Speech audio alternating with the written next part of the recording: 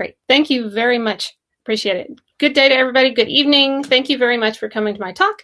I'm going to talk about transitioning into quantum computing from outside of physics, computer science, and whatnot. So I'm going to share my screen. My talk is titled, "You're Doing What Now?" which I get that a lot. So it's about how curiosity leads to unexpected and exciting opportunities. And I am the IBM Quantum Academic Partner Technical Lead, and I'm also an IBM Quantum Technical Ambassador. I've got several different titles. It's not the first time I've held more than one position or had a whole bunch of different titles, if you can see my slides.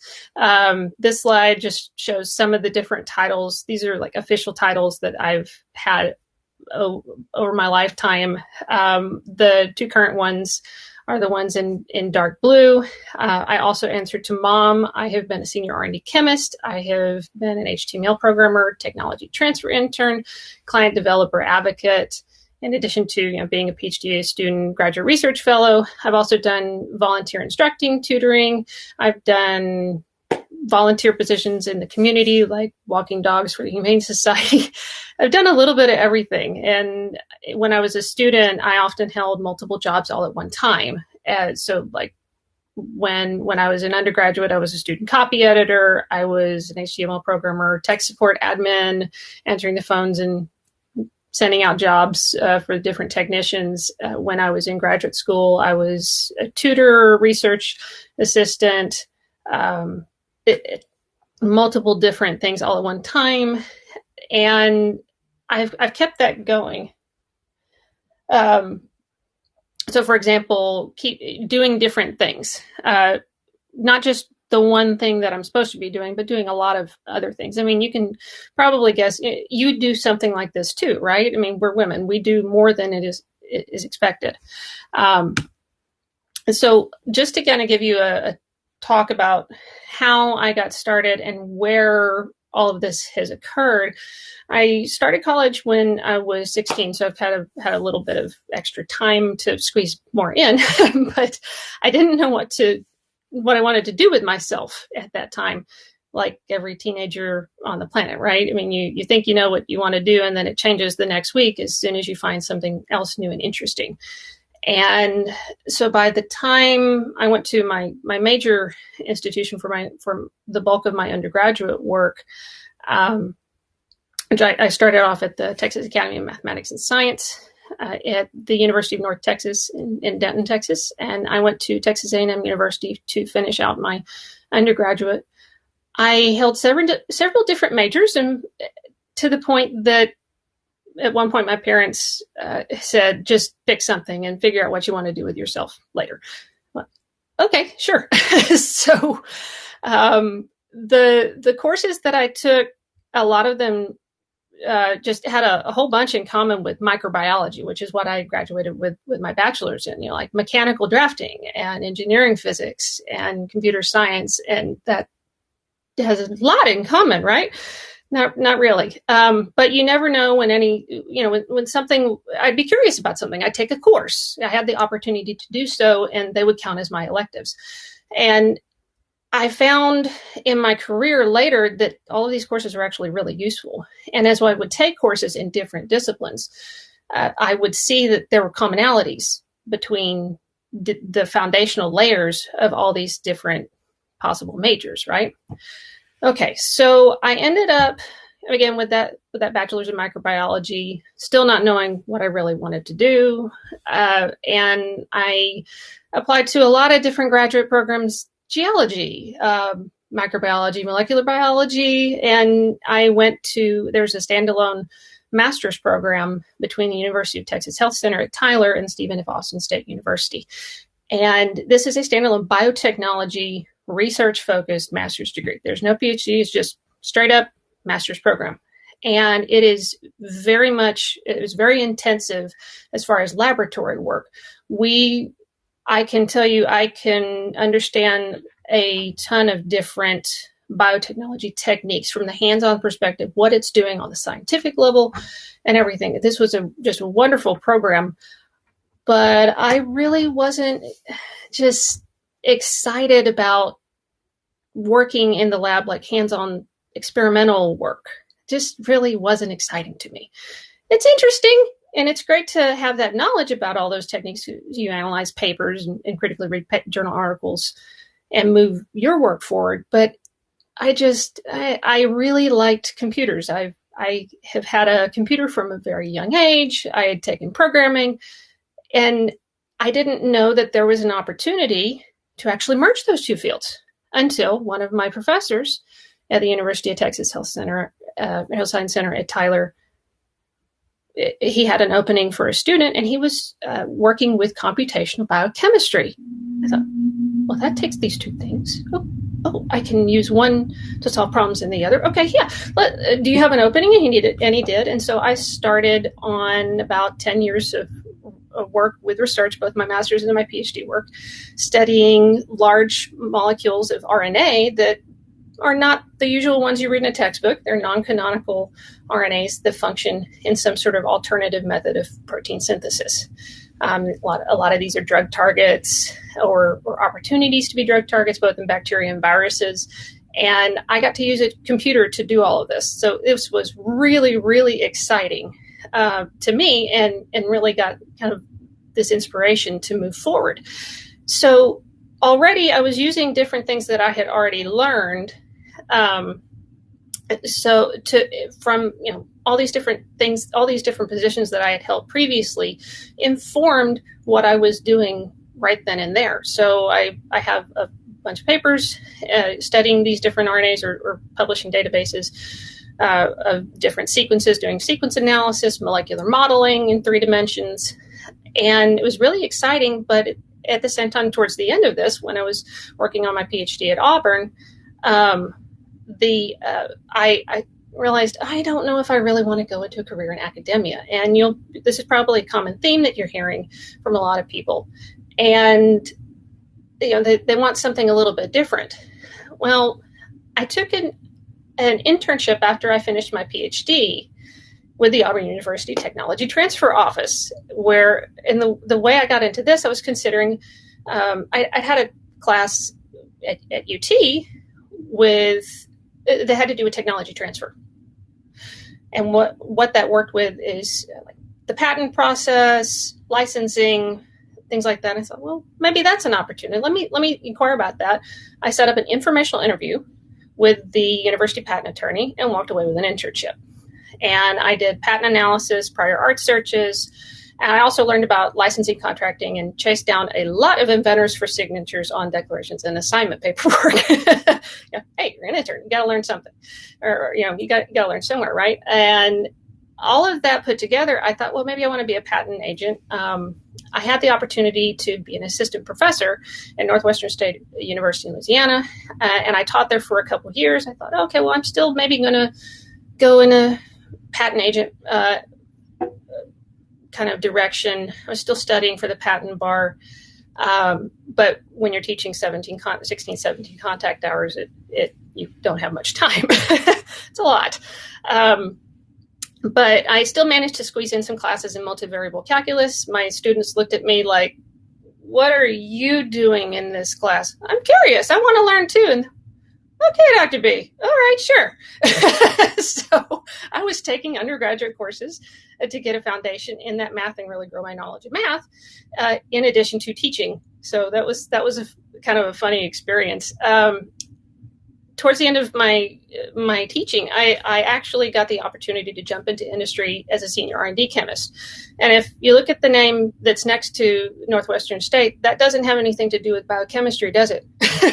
No, I went to Halliburton and was in the oil and gas industry for about 3.5 years. And the commonality between biochemistry and oil and gas chemistry, it all has to do with intermolecular interactions. So if you're wondering, and I will actually, telling this kind of career path, I actually lose some people.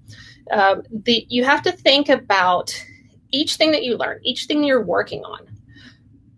How does that transfer to another industry? How is that interesting? What's in common there? So looking at how molecules interact with each other, that's biochemistry, right?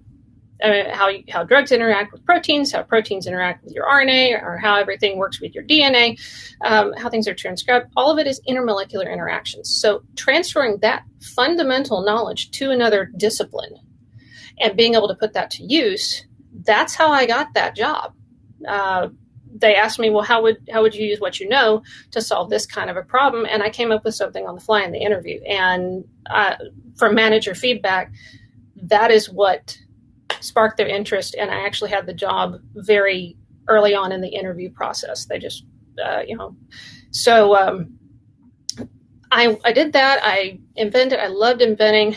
I loved teaching people internally about what we were doing, and then they could take those techniques and workflows that help develop and use those in field locations. So I found out I loved traveling, and I went all up and down North and South America training field locations and meeting those new people, finding out how they were using things, getting their feedback, improving processes. It was great. I loved it.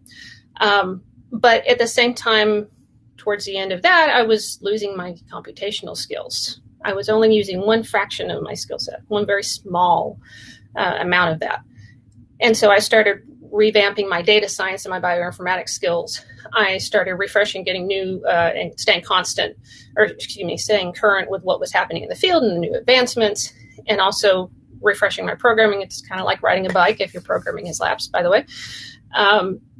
And I was thinking about other things that I could do that kind of, when I was going out with people and working with people, getting their feedback, training them, I loved it. And I wanted something similar to that, maybe not necessarily research-based, but so I came to technical sales.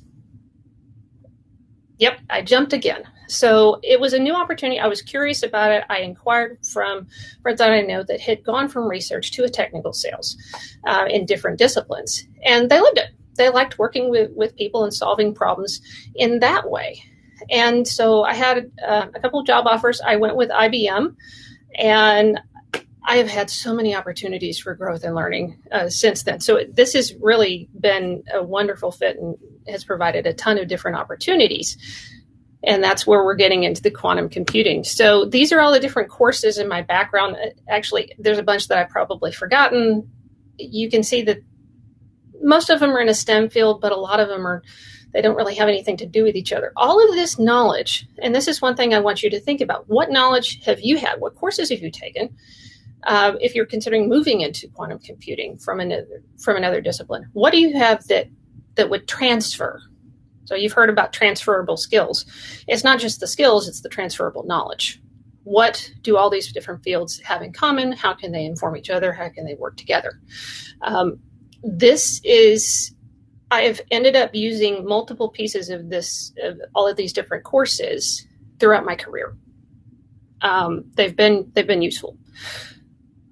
Think about what kind of problems that you want to, what you want to solve. Understand what makes good problems for quantum computing. Linear algebra, if you're learning if you're learning quantum computing, you definitely want to do a refresh or learn. There's lots of online resources like Khan Academy and different courses that are free online for learning these. You have to take stock of what you know and then understand where the holes are. What problems, what areas do you need to grow into? What areas do you need to refresh? And I do that constantly. Anyways, most of us in science do. We're taught to learn. We're taught to critically think. We're taught to grow, right? So you want to think about all your different expertises, especially if you're transitioning from one field to another. What kind of use cases did you see in your previous industries? What kind of use cases or problems did you see in your research even that you did in graduate school? And just start brainstorming ideas and areas where you can apply these new technologies. There's a ton of different online courses and online communities. For example, Qiskit has an online community with the textbook. I'm not necessarily going to try and sell you on one different thing. There's the MIT X course series on quantum computing. If you have access to that, is really a very great place to get a ground state knowledge, no pun intended. But also, there's another resource. The ladies here in this summit, they are in varying stages of knowledge of quantum computing. Some are introductory. Some are just now starting out. Others may have been doing this for several years. We need to help each other. Ask questions. Look for mentors. Look for mentees, and really start working together as a field. We are all learning quantum computing. Whether it's somebody who's been doing this for years, they're learning new things. People who are starting out are learning a different set of new things, but it's new. But we're all learning, and this field is growing and advancing at a rate that we're going to be constantly learning for a very long time, I think. Some of the takeaways, because I know this is a short talk. What do you want to think about, especially students? I want you to think of what you want to do, in the future. You may not know. Take classes in whatever interests you.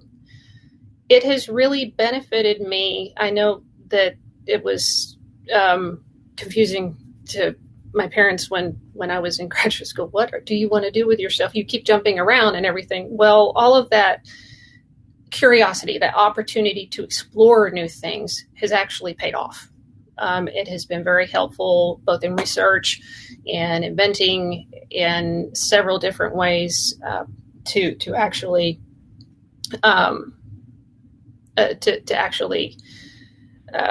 take all of those classes. And I'm hoping to have Denise join me. Hello. In just a second. So hopefully Denise is going to come online shortly. Another thing that I want you to do is just be curious about how you can apply different technologies, and be open-minded about those new technologies, but think critically. Another thing that we're network inside and outside your field. Hello? Okay, all right, bye. Okay. And remember that everybody who is learning has imposter syndrome. Managers, I want you to think about hiring creative people who think differently and have a variety of experiences. That diversity of thought helps to solve problems and anticipate opportunities for growth. So I want you to remember that. And then with that, thank you very much for having me online. And I hope to meet some of you in person soon. And if not, I hope to connect online. Thank you very much.